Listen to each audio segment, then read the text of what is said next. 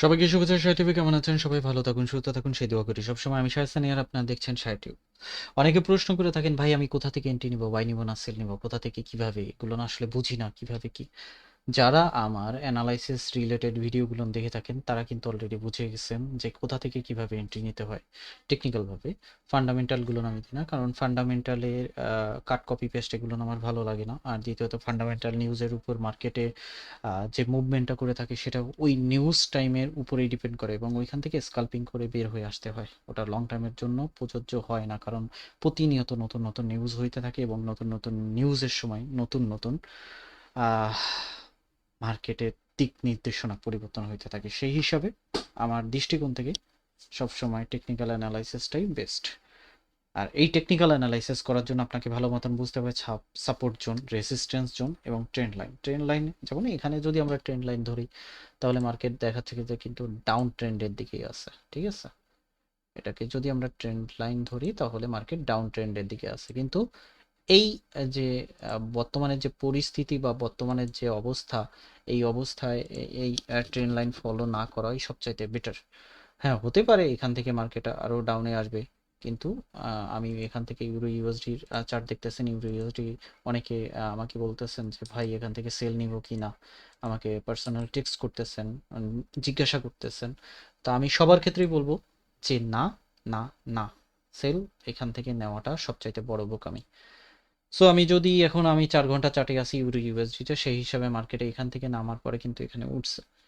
তো এখানে দুইটা পজিশন কাজ করতে পারে। একটা হচ্ছে এখান থেকেই আপনি, আমি একটা অ্যারো নিয়ে আসি, অ্যারো অ্যারো অ্যারো, এখান থেকেই আপনি একটা বাই ধরতে পারেন। ওকে, আবার মার্কেট এখান থেকে দেখা গেল এইভাবে এইভাবে করে নামছে, সেই হিসাবে এখান থেকেও আমরা একটা বাই ধরতে পারি।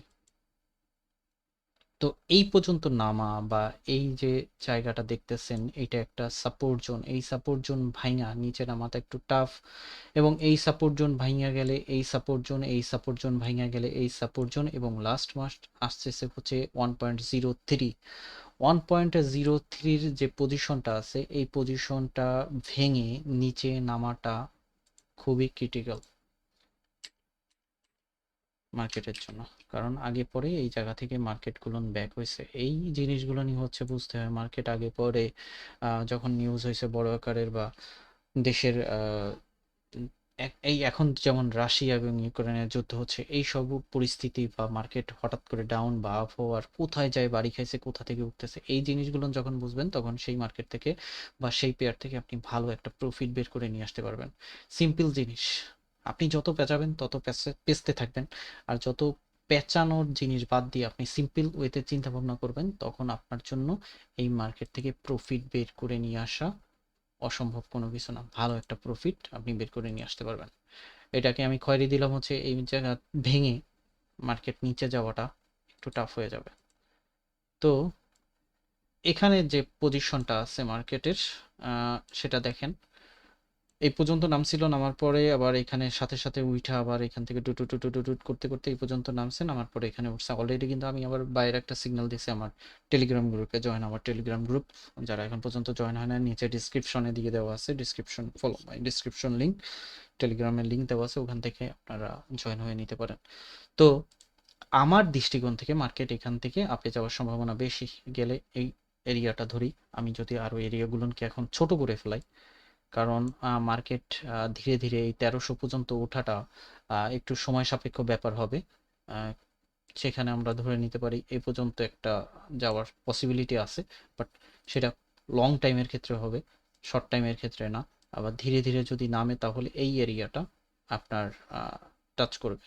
সো আমি এই পজিশনটা যদি আমি ধরি, এখান থেকে আমি ধরলাম বাইরের দিকে মুভমেন্ট নিবে।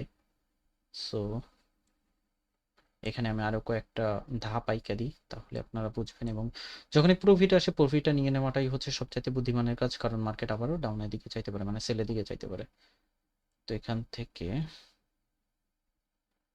কেন আমি আরো কিছু রেক্টাঙ্গেল টুল, এই যে এই পজিশনটা দেখেন, এই পজিশনেও কিন্তু মার্কেট ব্যাক করছে। তো এটাকে আমি ধরবো একটা জন, দেন এই একটা পজিশন আছে, এটা আপনি ধরতে পারেন একটা রেসিস্ট্যান্স জোন। তো এখানে আমি যদি ধরি আমার মার্কেটের বর্তমান অবস্থা হচ্ছে এই, এবং এখান থেকে আমার রেসিস্ট্যান্স জোন একটা, দুইটা, তিনটা। ওকে, তো আমি যদি এখান থেকে এন্ট্রি নিই, ধরলাম এইখান থেকে আমি একটা এন্ট্রি পজিশন নিলাম, প্রাইস লেভেল আমার এইটা। ওকে, এটা যদি আমি প্রাইস লেভেল ধরি, একটু বড় করি,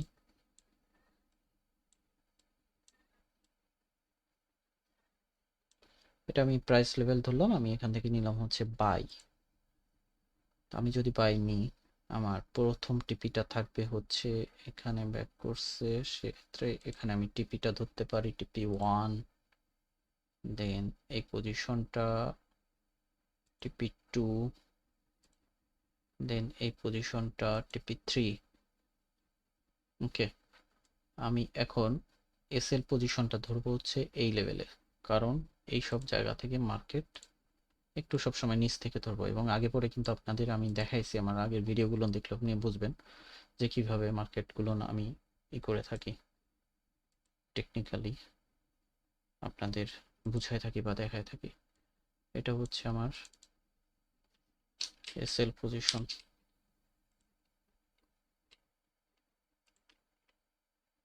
এটা আমার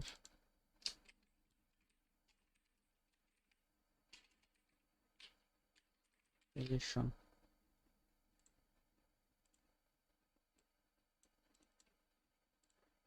এটা টিপি1,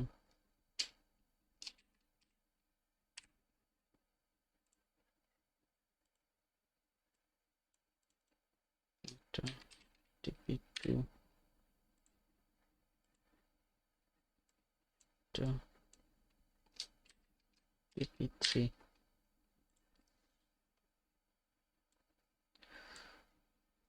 তো এখানে আমি হচ্ছে তিনটা পজিশন ক্রিয়েট করছি, টিপি1, টিপি2, টিপি3।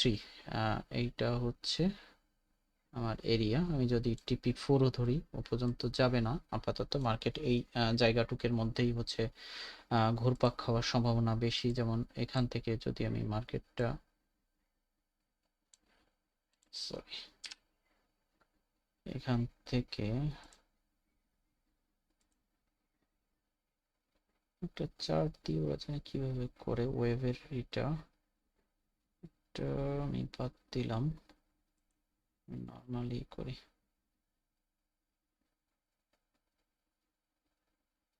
বাদ দিলাম।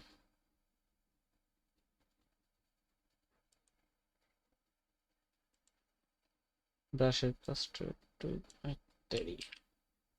তো যাই হোক, ওভাবে আমি দেখাতে পারতেছি না, ব্রাশের কাজটা আমি সেভাবে এখন পর্যন্ত নিজেই ঠিক মতন জানি না, তো আপনাদের দেখাবো কি, কারণ ওভাবে আমার করা হয় না। আমি সিম্পল ওয়েতে সবসময় ট্রেডিং করার চিন্তা ভাবনা করে থাকি।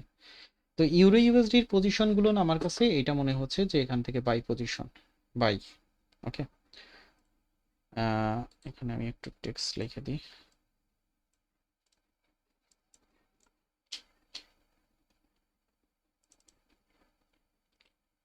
Only by, don't sell. তো এখান থেকে যদি যারাই এন্ট্রি নেন না কেন, আমার দৃষ্টিকোণে বাই নেওয়াটাই ভালো হবে, সেল দেওয়াটা ভালো হবে না। আর সেলে যদি যাইও, তাহলে এই পজিশন, এটা হচ্ছে আমি এই সপ্তাহের হিসাবে যদি ধরি, সেই হিসাবে এখন মার্কেটের যে দোদুল্যমান অবস্থা, সেখানে মার্কেট সাপোজ এখান থেকে এই পর্যন্ত উঠলো, টিপি অন হিট করছে, ওয়েট করি, আবার যদি এখানে যাই, দেন আবার বাই, টিপি2 হিট করলো, দেন এই পর্যন্ত নামতে পারে, দেন এখান থেকে আবার বাই, টিপি3 হিট করলো, এইভাবে মার্কেটটা এইভাবেই যাওয়া শুরু করলো ধরেন। এখন কথা হচ্ছে, মানে আমার যে পজিশনগুলো না আছে, এন্ট্রি পজিশন, এটাও একটা এন্ট্রি পজিশন, যদি টিপি হিট করে দেন আবার এখানে ব্যাক করে, সেটাও একটা এন্ট্রি পজিশন নিব। টিপি2 হিট করলো, তখন আমার দুইটা এন্ট্রি পজিশন হয়ে যাচ্ছে, টিপি1 এবং হচ্ছে এন্ট্রি পজিশন, এই দুইটাই আমার পজিশন চলে আসতেছে। এখানে যদি আর একটা বিষয় আমি বলে দিই, মার্কেট যদি আরো নামে, নামে বলতে এই পজিশনে নামার সম্ভাবনা আছে, যদি নামে তাহলে আমি এখানে আরেকটা সেকেন্ড এন্ট্রি পজিশন আমি এখানে ধরে নিব।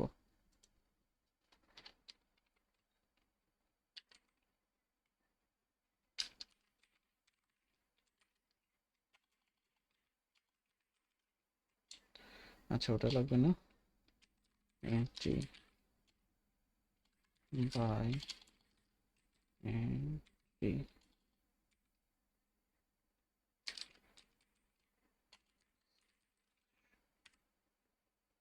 যদি নামে তাহলে আমি এখান থেকে আরেকটা বাই ধরে নিতে পারি, বাট এটা ক্রস করে নামাটা একটু টাফ হয়ে যাবে, এবং এই পজিশনে যদি আসে তাহলে আমার এসএল এই পর্যন্ত চলে আসতেছে। তো এই অবস্থাগুলোনে থেকে আমরা প্রফিটগুলো উঠাই নিতে পারি শর্ট টাইমের মধ্যে, লং টাইমে না, তবে শর্ট টাইমের মধ্যে 1.09 পর্যন্ত যাওয়ার সম্ভাবনা আছে। আমি যদি নিউজের ক্ষেত্রে যাই, নিউজে এখানে দেখেন ফেডের একটা নিউজ 20:00-তে, তাহলে আমার এখান থেকে টাইম ফ্রেম 40 ঘন্টা দেওয়া আছে, সেট অটোমেটিকলি 2টার দিকে একটা নিউজ আছে ফেডের। ওকে, এনজেডের নিউজ আছে, সেই হিসাবে আমি যদি নিচের দিকে যাই, ইউরোর কিছু নিউজ আছে, এগুলো ততটা ইফেক্ট পড়বে না। এখানে একটা নিউজ আছে সিএসএফ এর, এটা একটা ভালো ইফেক্ট মানে সিএসএফ এর ক্ষেত্রে পড়বে, এটার প্রয়োজন নাই। ইউরো, এটা শুধুমাত্র ফেডের একটা নিউজ আছে, একটা স্পিচ আছে, সেই ক্ষেত্রে এই নিউজটা একটু ইফেক্ট পড়তে পারে। দেন আমি তারপরেও আমি যদি মার্কেটের হিসাব ধরি, মার্কেট আপটার্ন, তো এটাই আমার দৃষ্টিকোণ থেকে। এখন আপনার সাথে যদি মিলে যায় তাহলে আপনি এন্ট্রি নিতে পারেন, আর আপনার সাথে যদি মিলে না যায় তাহলে এন্ট্রি নেওয়ার প্রয়োজন নাই। তো এই ছিল ইউরোসডির অ্যানালাইসিস বা সিগন্যাল, যেটাই বলেন না কেন, আমার দৃষ্টিকোণ থেকে।